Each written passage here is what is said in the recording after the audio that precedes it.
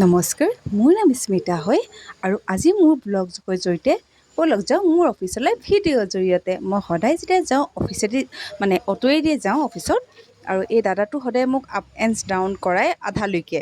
তো কথা পাতি পাতি মই পাই গ'লোঁ চিভিল ছেক্ৰেটেৰিয়েট, আৰু এৰিয়া হৈছে আমাৰ ইটানগৰৰ চিভিল ছেক্ৰেটেৰিয়েট হয়। আপোনালোকে কেতিয়াবা ভিজিট কৰিব পাৰে যদি কাম থাকে। তো মোৰ অফিচ আছে বেংক তিনিআলিত। দেখোচোন কথা পাতি পাতি ময়ো পাই গ'লোহি বেংক তিনিআলি।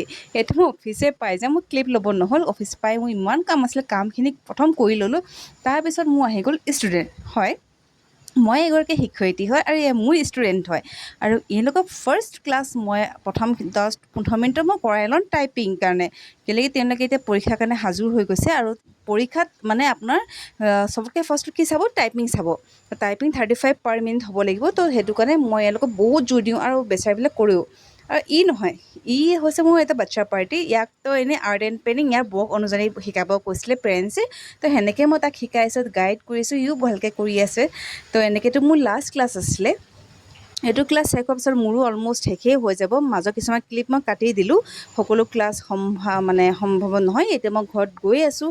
গৈ মই এতিয়া পাই যাম মোৰ ঘৰতো মোৰ বাচ্ছাবোৰ থাকে। এওঁলোকক মই এতিয়া মোৰ ছাবজেক্ট টিচাৰ মই কৰি আছোঁ। তো এনেকৈ পঢ়িলোঁ। এইবিলাক মোৰ ষ্টুডেণ্ট হয়, ভালেই লাগে।